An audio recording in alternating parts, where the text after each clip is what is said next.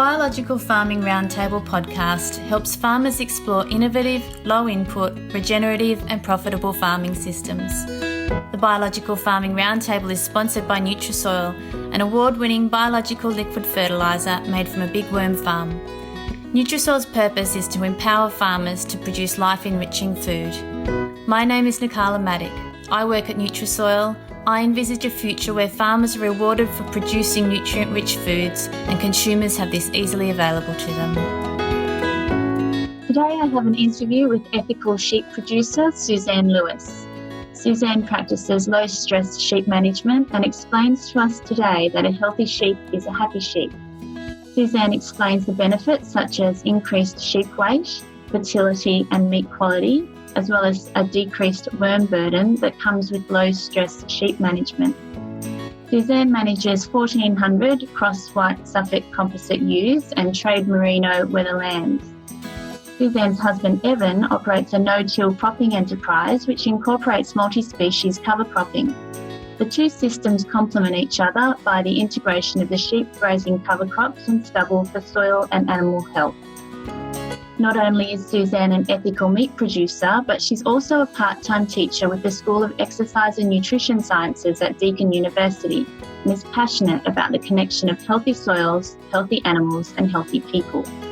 Suzanne explains to us that the gut microbiome and soil microbiome act in very similar ways and that microbial diversity is key to both human and soil health. Thanks for talking with me today, Suzanne. Thanks so much, Nikala. It's an absolute pleasure. Excellent. Could you tell us a bit about what low-stress sheep management looks like? Well, essentially, for me, it's striving to minimise any physiological or psychological stress on the sheep during its lifespan. So it really has sort of two components, I guess. It's the overall management of the animal's health, so any physical stress, but also the handling of the sheep, for example, the mustering and working with them in the yards and transport. So, the physiological side is just the basics of keeping the animal at optimum health, feed in front of them, good shelter, shade, fresh water, no drastic change of feed, no worm burden because a healthy sheep is a happy one. But psychologically too, so that's sort of no long yardings or shedding, no extreme fear or force. So therefore I don't use dogs or any extreme force from people.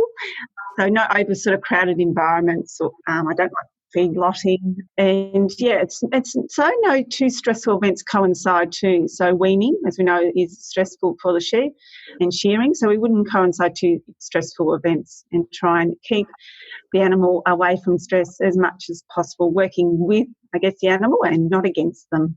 Yeah. So take us back to the beginning. What is it that's driven you to be so passionate about low-stress sheep handling? Yeah, well, I guess I've had a lifetime around sheep. I do grow up on a sheep farm and I just have a love of the sheep as an animal. Unlike many, I've always thought they were highly intelligent and intuitive animals. Treating them with the utmost respect is very important to me. And I do guess my management has evolved over the years from many experiences. In the 80s, I worked for a sheep AI company as a stock hand, and so I experienced the many ways people handle sheep, and some good and some not so good. And I guess my own experiences too along the way. I guess I've been doing it for a while. I probably have two experiences that always come to hand. Very early on, in the early days, we weaned some shorn lambs onto canola stubble that we thought had a bit of feed. We got 6 inches of rain and went over there and we had around 100 dead lambs. And I'll never forget driving around the ute, my husband and I and all the babies in the ute, heaping lambs onto a heap, and thought, well, that won't happen again. And that was, again, because two stressful events really did coincide. And the transporting, I guess I had a very bad experience with that once. I had put 800 shorn lambs on Big B double, and the fellow was very rough in transporting them. I said come at 6. It was a very hot day. He come at 8. He came at 8, and when we unloaded, we had 20 broken legs. So I'll never transport that many at one time again. And so I'm very careful with external workforce as well. So, yeah, I guess it's evolved over time, and I've learnt from experience. And I do write a summary every year of the sheep enterprise. So I guess I'm building on it each year as I'm seeing the improvements and gains. Yeah. So with those sheep handlers, when you're transporting them, how are they? I mean, obviously sheep don't like to go up the ramps into the truck. How do you manage that, and how do you manage the response of the handler, the transport handler? Well, now I'm very careful. I only use one transporter. He's a wonderful carrier. I only will load into double deckers. So if we have, say, if I had 400 lambs going, it would be 2 loads. So because by the time you load those big trucks, some of them have been in there for a long time. So he understands, we don't use dogs, we don't use force. And he just said to me the other day, he said, Suzanne, I wasn't really a believer, but your sheep load better than anyone else's that I've come across. So we don't use dogs and hardly have to clap, and they'll just go up. So yeah. So you don't have to put oats up there or anything to entice them. They just know to go up. They trust you. And I think once they start running, you always have a lead sheep. You always have a few clever ones, and I did transport some old ewes back, for some adult ewes back from another block with the same carry the other day, and we were laughing because my husband was starting to sow, so he said, you've got to get them off, and he said they thought, well, we haven't got any feed here, so we're off, and they just loaded like you wouldn't believe. So it was quite comical. Okay, so you don't use a sheep dog. No. How do you move them around the property? Well, I herd the sheep quietly with a quad bike. I don't use dogs. Although I'm saying that because some people will see me, I have a little mini foxy Pomeranian that sometimes rides with me, but he doesn't count as a dog. So no sheep dogs. The sheep know the bike is for mustering, as when I'm shepherding, so checking the sheep, feeding or whatever, I'm in the ute or I'm on foot. So I try and leave the quad for mustering. So once I come into the paddock, they know. And I also take them a familiar way, so they're a bit like dairy cows, so familiarity and routine is really important, and they sort of know the drill. And the other day I mustered 400 ewes and some lambs off 700 acres of stubble with very few fences into one small gateway with just one quad. So I think it's that belief, and sometimes I didn't believe it either, that I could actually do it, because I did have a paddock dog and she passed away sadly, and from ever then I've just sort of done it with the quad. So it can be done quietly and slowly, and always making sure I have some lead sheep. There'll be always a few clever ones at the front, and allow them to take their time and be able to see where they're going. Oh, well, in the beginning, did it take a lot longer, and now you find that they just know and it doesn't take as long? Like if someone was starting to, dabble in this low stress management, is it slower at the start? Do you need to put that in? Yeah, I guess so. It does take a bit longer. I have to be patient. I have to mob them up and be patient, and I guess me droving them in from paddocks would take longer because there's not so much force. But what research has seen, if you have too much force, they want to move away from that and return to where they feel comfortable. So often you'll have sheep that are sort of moving all sorts of directions but not moving forward. So I sort of think mine are moving forward but just at a slower pace.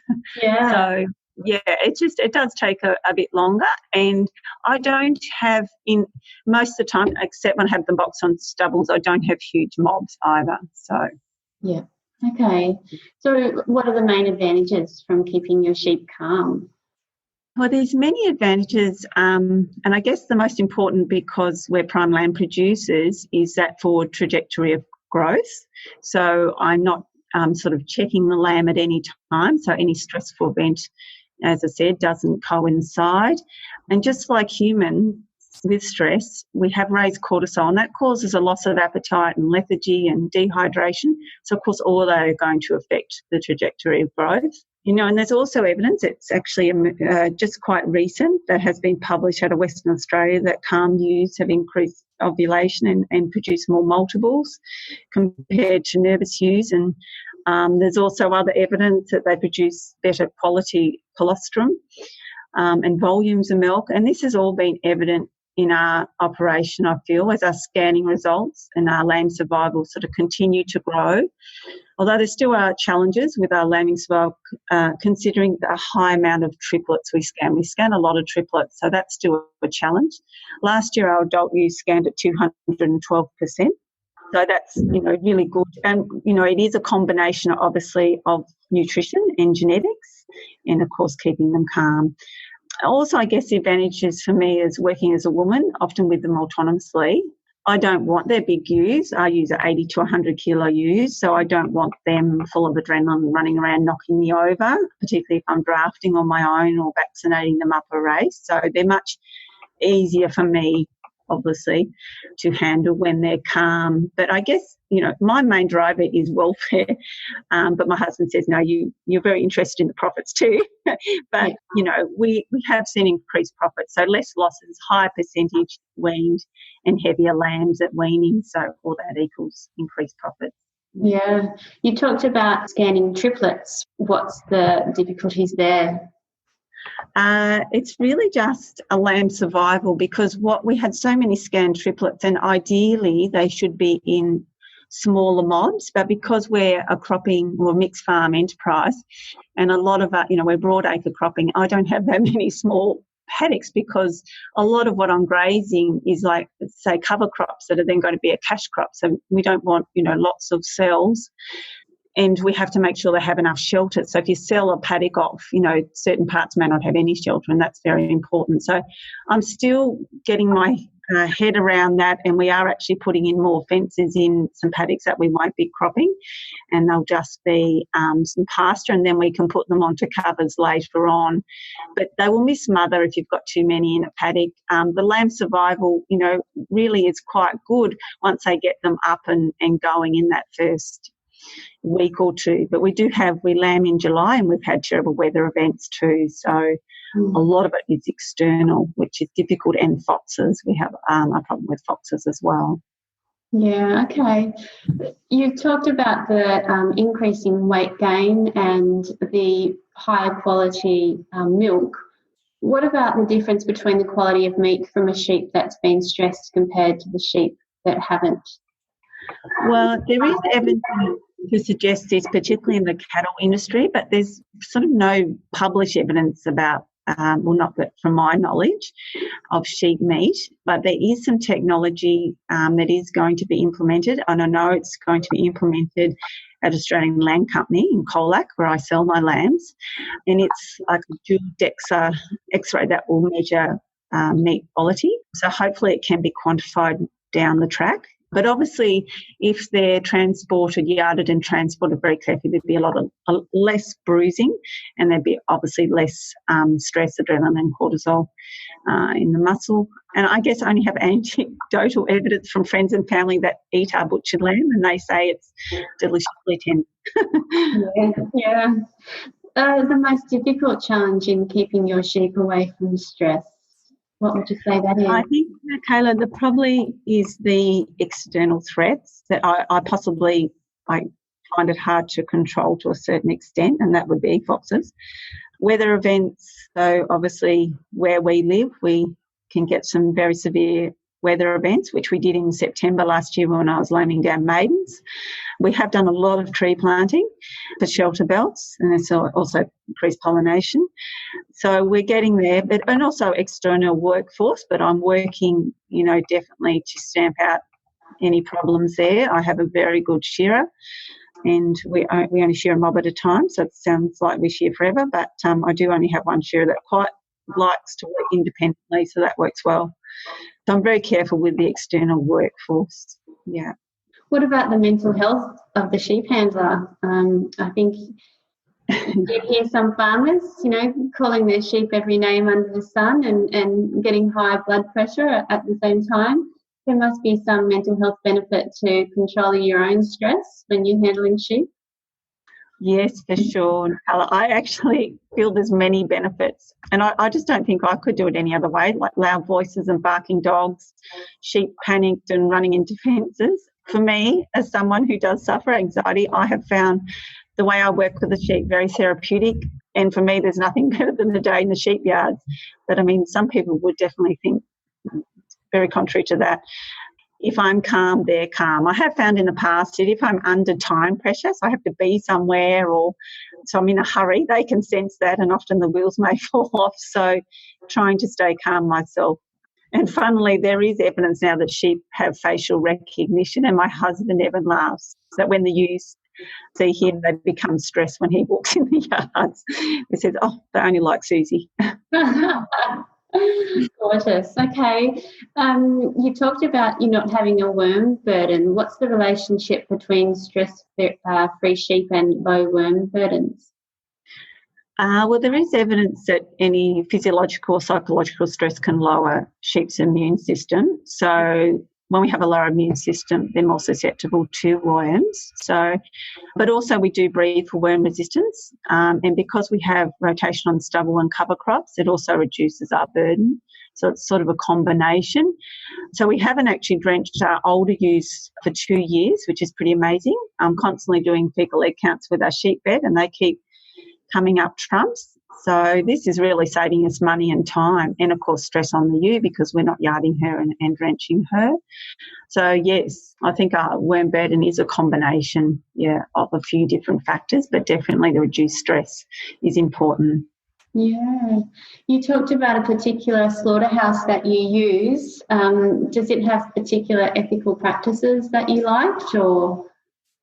It does. I use the Australian Land Company in Colac and I have toured through the slaughterhouse as much as that was challenging for me. And I believe the process is done as ethically as possible. And we also do only live a half an hour away, so the transport time spent in the truck is minimal for the sheep, so I can keep them really calm before they go. And, my carrier is loading them and unloading them really carefully. I feel it's the best the most ethical way we can do the end result. Yeah, okay. Do you have any premium markets that you access for your meat? I guess this is a work in progress and I am hoping to. I'm hoping to launch my brand, which is Calm Your Farm, and I'll be looking for local markets such as cafes and restaurants come this spring. I will be exploring them at a boutique abattoirs, which again is ethical. It's down near Camperdown. I think ethically produced lamb will be something in the future. I think consumers more than ever want to know where their animal comes from, and I guess that it's being ethically produced. So I'm hoping I can get it on board. I just need to get someone like McDonald's or someone on board. Yeah. Oh, that sounds wonderful. Okay. What changes in your sheep health have you seen since you started using the multi-species covers? Yeah, the ewes definitely like the diversity in the diet. And as humans, we know that we have to eat a diverse diet. We can't be restricted to some mono diet. So it's important we have diversity. For example, last year, just an example how it improves their health, I lambed some of my triplets on a cover crop. It was about 4 or 5 different species. They required no supplementary feeding, and I put them in there and said I'll give them a drift-off paddock and see how they go. They didn't require that because I opened the gate and they never went through, so they were really happy in there. I set stock them there in 5 weeks out of lambing. I had licks available and they weren't consumed as much as the other mobs that were on pastures. So, and the nutritional needs and the stress on a ewe carrying triplets is pretty massive, so it was very impressive how it maintained, because often you lose them to hypocalcemia or hypoglycemia, but I had very few losses on that cover crop. What happens if the crop gets too high, the multi-species crop? Is that a problem at all? It can be. It has been a problem in the past because sheep ideally do like to graze close to the ground, unlike cattle. They also like to see predators. So this is difficult if the crop becomes too high. So it's all about the timing, so when we can get them on it. And we do farm across 5 different blocks, so we have to be really careful with our planning, obviously, with that. And also the varieties, because one of the first ones we did, we put some rye corn in and it just took off, and it took off over past everything, and, it was up to my waist. So, and used with lambs, it just sort of didn't work. So it's been a work in progress with that, and yeah, we're getting much better with the timing. What will happen? They won't evenly graze the multi-species, or they'll just stay around the edges? Yeah, they'll sort of just stay around the edges and don't tend to push in. Yeah. The also thing, if I did have one a couple of years ago, we had some maidens on and it became too high. And, of course, you have to keep very good watch shepherding on the maidens, and I couldn't find them in it. That was a little bit of a problem as well. Ideally, I guess, yeah, you're better to put them on set, stock them like we did last year with the triplets, just at that perfect when we had a bit of growth, but they just kept it at that nice level basically the whole 4 months they were on it. So do you see a financial advantage as well as an ethical advantage using the multi-species covers and low stress sheep handling? Yeah, I do see a financial, and I think it's important too that we know we're looking after the soil ethically as well as the sheep. So it's sort of like that double whammy. And yeah, there are financial gains. Evan has seen great gains in the profits of cash crops after covers. And of course, the covers are really beneficial for the profitability of the sheep enterprise. And I always say Evan makes me look really good because we have, obviously the animal health's improved. I guess on the financial side, it reduces or eliminates supplementary feeding. Although in saying that, we've had extremely dry season, so we are supplementary feeding. But last year, I did no supplementary feeding pre-lambing, and I only did a little bit of imprint feeding at point of weaning. So, it does reduce costs on both sides, as I said, on the cash crop side, but also on the sheep enterprise. So, yeah, we definitely have seen a financial advantage. But again, yeah, ethically, it's nice to know we're farming ethically as far as our soils go in the sheep. Yeah. So you are a teacher with the School of Exercise and Nutrition Sciences at Deakin University, and science is beginning to reveal that the soil works very similar to the human body. With your background, what are your thoughts on this? Yes, this is an interesting area of emerging research. There's been a lot about gut health in the media and the gut-brain connection. So the human body uses enzymes and acids made from microbes to break down our food and hormones to regulate our growth. Just like the body uses microbes, the soil uses enzymes to break down fresh organic matter and acids to stabilise rock minerals and hormones to regulate plant growth. So it's really quite similar. So what we need to aim for is to increase the microbes in our soil through animal interaction, which we're trying to do with our sheep, and a diverse amount of plants, I guess, which we're also trying to do with our cover crops, and less chemical interference to reduce the fungicides. We, normally have put a lot of fungicides on our beans, which we're trying to reduce. I guess, yeah, keeping the microbiome of our soil and our own bodies is very important.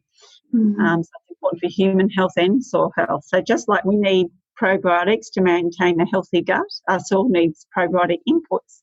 So not the synthetic inputs that tend to interfere with the soil microbiome, just like many interference happens like antibiotics and things like that with human microbiomes. So it is a new area of interest, and I think there'll be a lot more interest in the connection between the two. Well, thank you, Suzanne, for sharing your story today.